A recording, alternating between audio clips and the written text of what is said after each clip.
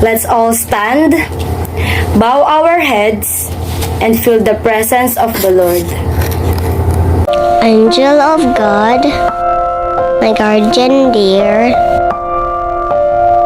to whom God's love commits me here. Ever this day, be at my side, to light and guard, to rule and guide. Amen. Good morning, class. Good morning, teacher. Okay, class. Are you familiar with the song, Are You Sleeping? Yes, teacher. Let's sing, I Love Math.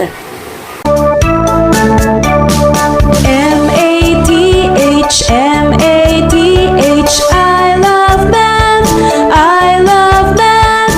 It is so exciting, very interesting. I love math, I love math. M-A-T-H, M-A-T-H, I love math, I love math. It is so exciting, very interesting. I love math, I love math. M-A-T-H, M-A-T-H, I love math, I love math. It is so exciting, very interesting. I love math, I love math. Before we start our lesson, is there any absent for today? Teacher, permission to speak. Okay, Syra? I'm happy to tell you that all of my classmates are present today. Very good. I'm glad that my students are complete today. Let's recall our classroom rules. Number 1, listen to the teacher. Number 2, raise your hand to speak. Number 3, ask questions. Number 4, be prepared for class. And number 5, share new ideas. Okay, class, let's review our previous lesson. So who can give me an idea about our past topic? Teacher, permission to speak. Okay, MJ? Our previous lesson is all about quadrilaterals. Excellent! Let's clap! Now that you can remember our past topic, I will ask you some questions. Let's recall the different kinds of quadrilaterals. What is square? Teacher, permission to speak. Okay, Ella? It is quadrilaterals wide for equal side and right angle is found in each corner. What is rectangle? Teacher, permission to speak. Okay, Chloe? It has a opposite side parallel and equal to each other. A right angle is found in all four corners. What is parallelogram? Teacher, permission to speak. Yes, Francesca? It is a quadrilateral and has opposite sides are parallel. What is trapezoid? Teacher, permission to speak.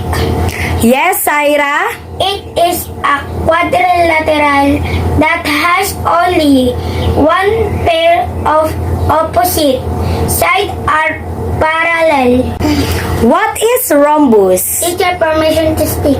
Okay, MJ? It has four-sided figure and its opposite side it is parallel and equal opposite angles.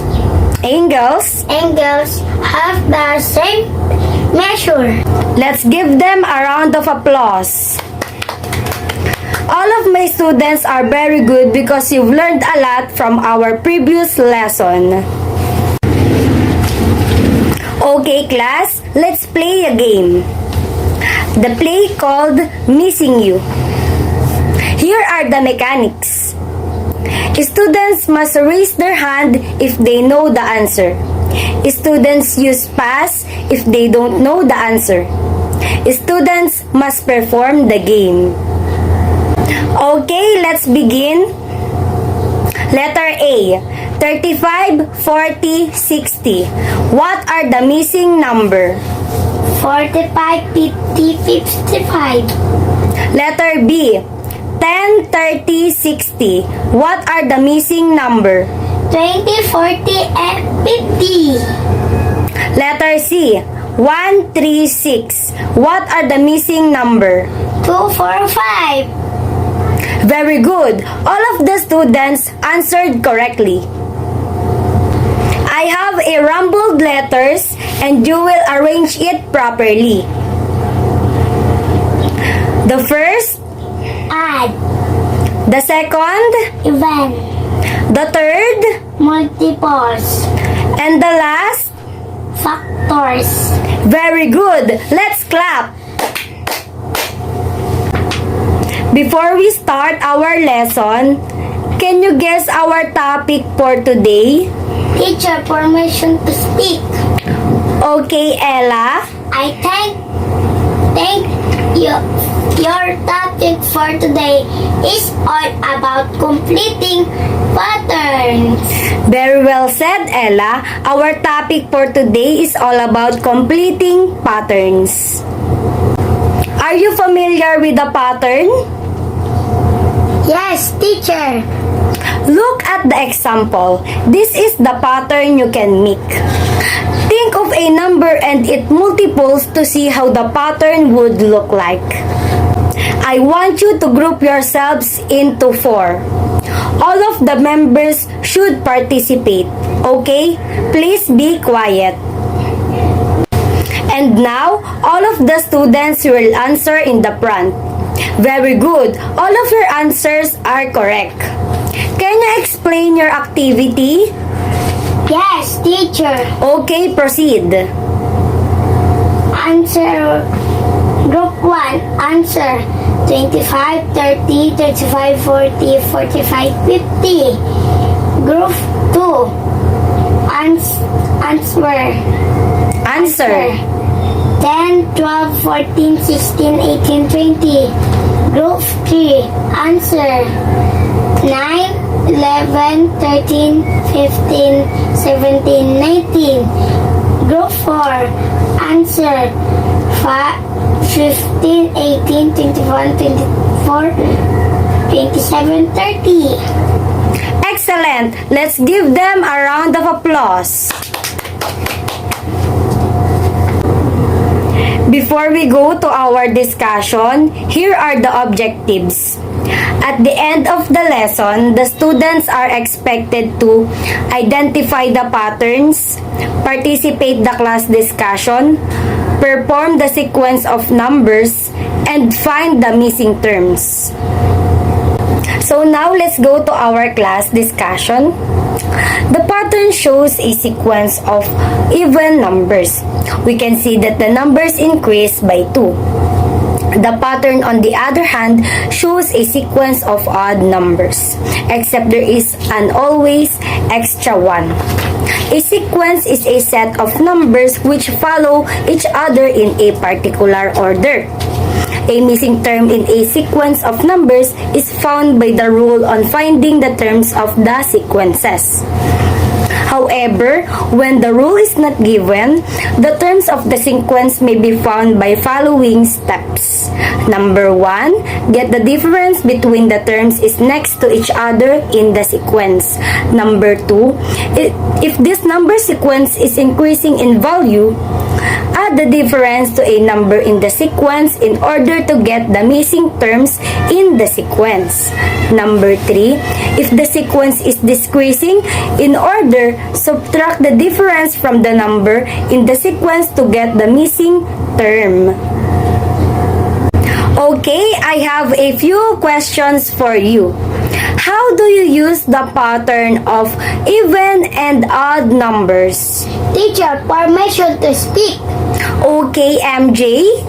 The pattern show a sequence of even number. We can see that the numbers inside Increase. increase by 2. The pattern on the other hand show a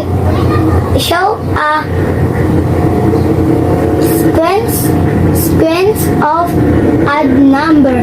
Experiment. There is always an extra one. Excellent. Let's clap. What is sequence? Teacher, permission to speak. Okay, Syra. A sequence is a set of numbers which follow each other in a particular order. Excellent. Let's clap. How do you found the missing term? Teacher, permission to speak. Okay, Chloe. A missing term in a sequence of number is found by following the rule on feeding the turns of the sequence. However, when the rule is not given, the turn of the sequence may be found by following step. Excellent. Let's clap. Okay, class. I know that you understand our lesson and you will find the rule of the following number sequences. I will give you 5 minutes to answer.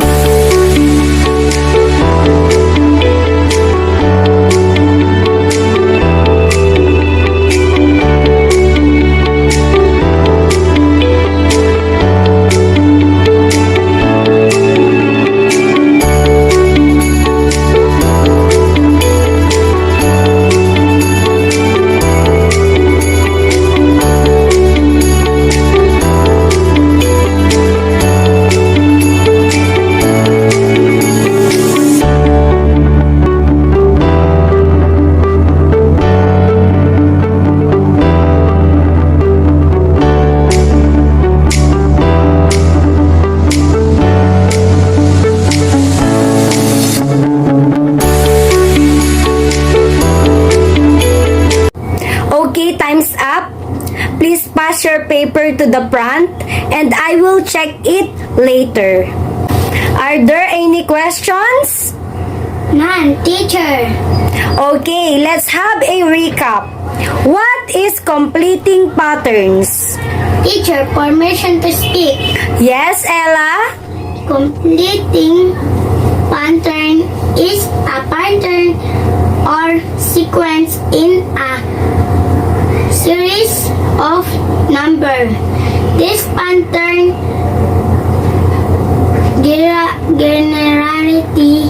Generally, generally establish a common relationship between all number. very well said, Ella. Let's give her a round of applause.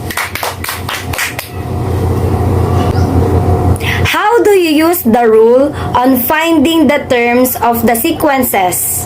Teacher, permission to speak. Yes, Ira?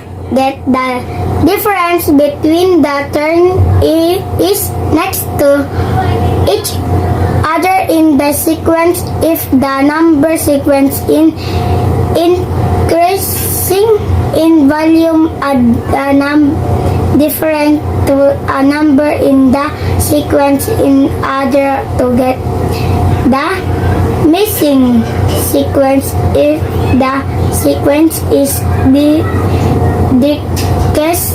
decreasing in order. Subtract the difference from a number in the sequence to get the missing term. Very good. Let's clap. I'm glad that you understand our lesson.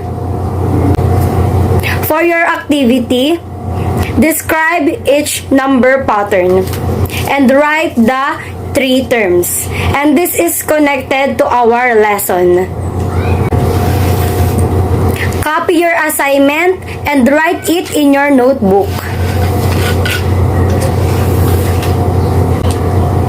That's all for today. I hope you learned a lot. Goodbye and thank you, class. Goodbye and thank you, teacher.